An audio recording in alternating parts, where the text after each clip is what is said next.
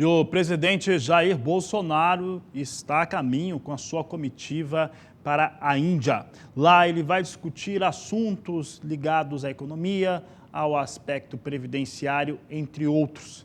Mas há um tema que tem impactado muito mais essa relação. É aquela relacionada à produção subsidiada de açúcar lá na Índia. O presidente Jair Bolsonaro quer convencer os indianos a misturar etanol à gasolina e, com isso, melhorar as situações hoje no mercado.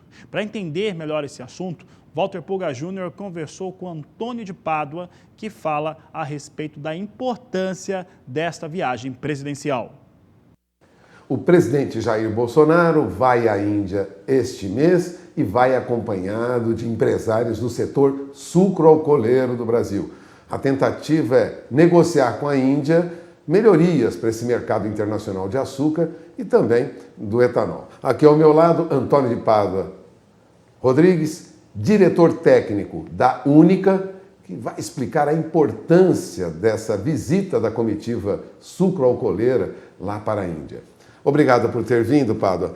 Vamos explicar a importância dessa viagem. O presidente vai discutir alguns assuntos específicos, previdência, acordos com a Índia, mas vai acompanhado de uma comitiva de empresários do setor de açúcar e álcool.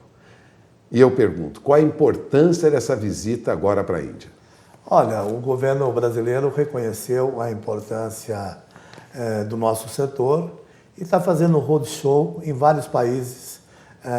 Não é apenas na Índia, né? É um projeto onde a Apex, a empresa nossa brasileira de exportações, está participando desse processo. E no caso específico da Índia, o que nós queremos é que vários países, como a Índia, como a Tailândia, como a Austrália, também derivem uma parte de sua produção de cana para a produção de etanol. O que nós queremos é mostrar a nossa política pública. Por que deu certo no Brasil a convivência entre açúcar e etanol? Também fará parte dessa comitiva a indústria automobilística, mostrando que não é apenas 10% que é viável a mistura do etanol na gasolina. O Brasil hoje já tem uma gasolina verde com 27% de mistura do etanol. Então o objetivo dessa viagem é exatamente isso. Nós tentarmos motivar e fazer com que vários países passem a produzir o etanol, ajudem na sua mistura com a gasolina e nós tornemos o etanol uma commodity a nível mundial. Pádua, a Índia pode misturar até 10% de etanol à gasolina, mas não mistura mais do que 5%, 5,5%, no máximo 6%.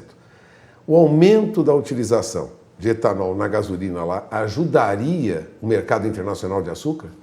Olha, sem dúvida alguma, você teria uma forma de você reduzir os excedentes de açúcar que existem hoje a nível mundial, principalmente pela superprodução na Índia, uma produção totalmente subsidiada, e você tirar um pouco dessa cana que iria para o açúcar, para o etanol, estaria ajudando. Mas mais importante do que ajudar o Brasil na questão da recuperação do preço do açúcar, é ajudar o próprio povo indiano, né, que tem um alto nível de poluição enorme. Ou seja, se ele aumentasse o nível de mistura do etanol na gasolina, ele estaria também trabalhando para o seu meio ambiente, melhorando a saúde de sua população, reduzindo as emissões de CO2. Então você tem um efeito muito mais importante, provavelmente, para eles próprios do que para efeito exclusivo da produção de açúcar e do preço do açúcar a nível do Brasil.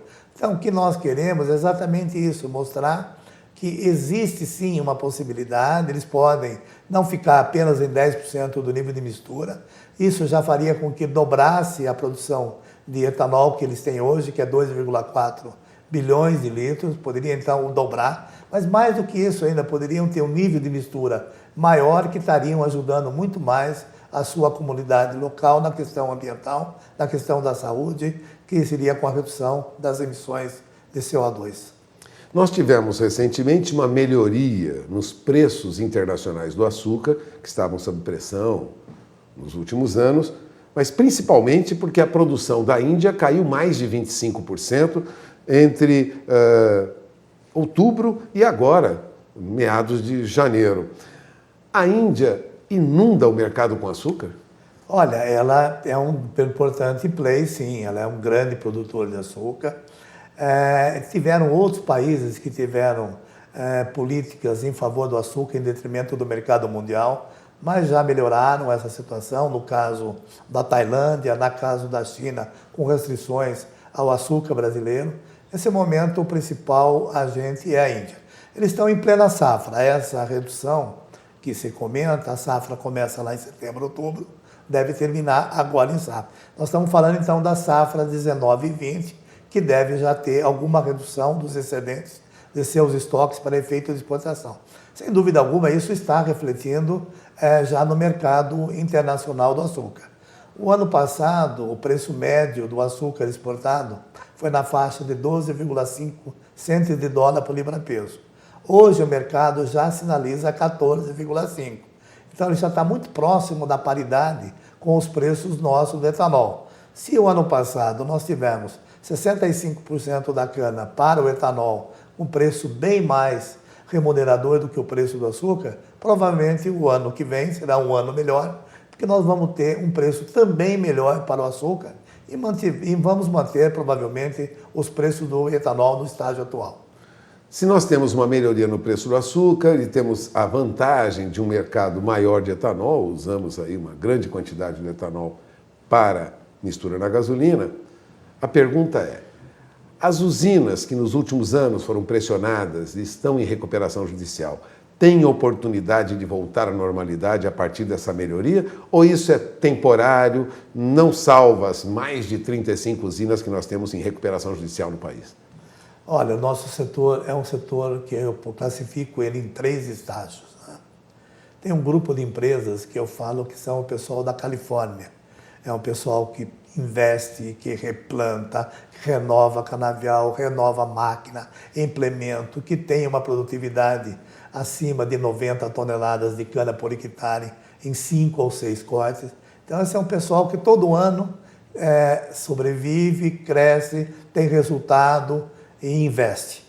E investe, inclusive, em novas tecnologias, na produção de biogás, na produção de etanol de segunda geração, na aplicação da vinhaça dirigida, na aplicação da vinhaça concentrada.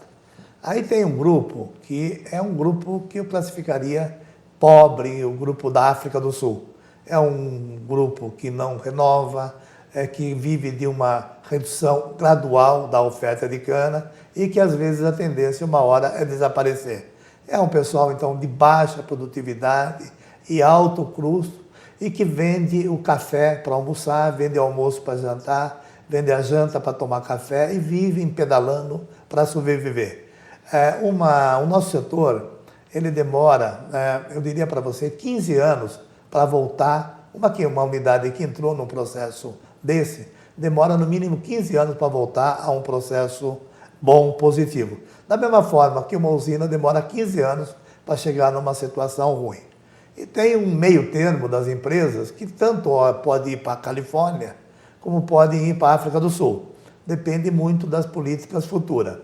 Eu entendo que agora, com a entrada em vigor do RenovaBio, a partir já de janeiro de 2020, aonde nós vamos ter mais uma receita, além da receita do açúcar, do etanol, da cogeração de energia, mas é uma receita do bem e da prestação de serviço que nós fazemos para a sociedade em função da melhoria do meio ambiente, do menos gasto com a saúde, vai sim haver uma nova retomada ao investimento e provavelmente muitas dessas empresas que estão em recuperação industrial virá sócios novos, virá um capital novo, virá novos acionistas, farão com que boa parte dessas empresas em recuperação judicial elas retomem.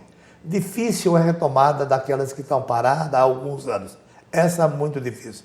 Mas a unidade que mesmo com dificuldade continua em operação tem um potencial muito grande de voltar a crescer, de voltar a ser rentável e voltar a ser muito agradável ao país e ao setor.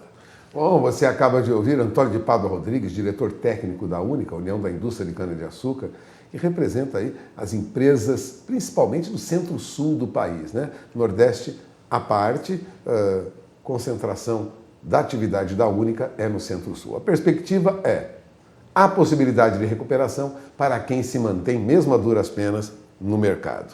Para quem parou, fica muito difícil. E há quem esteja na ponta. De olho na informação, produtor sempre aliado com quem está na frente, né? O que se aconselha, o que você diria para o fornecedor de cana? Esse que ou fornece ou arrenda a terra para a usina. Olha, tem que olhar a empresa que está na região dele? Olha, hoje nós temos um modelo de remuneração de cana que é o Consecana, que esse ano melhorou bem. Agora, o que eu recomendo ao fornecedor é a busca do aumento da produtividade e redução de custo. A nossa atividade é uma commodity, então tudo é muito variável. Agora, aquele produtor que investe, que tem uma boa produtividade, nós temos vários fornecedores de cana acima de 100 toneladas de média. Então, ele vai se crescer, ele vai se manter. Agora, sem dúvida alguma, é muito melhor você procurar as usinas, fechar contrato de longo prazo, aquelas usinas que mesmo numa situação de preços baixos, ele vai receber, né? Às vezes o problema não é nem o preço, às vezes o problema é ele não receber. Então tem muita gente boa, com muita credibilidade. Nós aqui no estado de São Paulo, nós não temos nenhuma usina, graças a Deus, com atraso de pagamento de fornecedor de cana, de arrendatários. Mesmo as usinas em dificuldade, têm um respeito e uma responsabilidade muito grande com o fornecedor. O fornecedor tem que ser encarado como um parceiro. Não existe usina sem cana e não existe cana sem usina. E o fornecedor de cana faz parte desse processo. Bom, agradeço mais uma vez a entrevista do Antônio de Pádua Rodrigues, diretor técnico da Única. Está aí o recado para o produtor.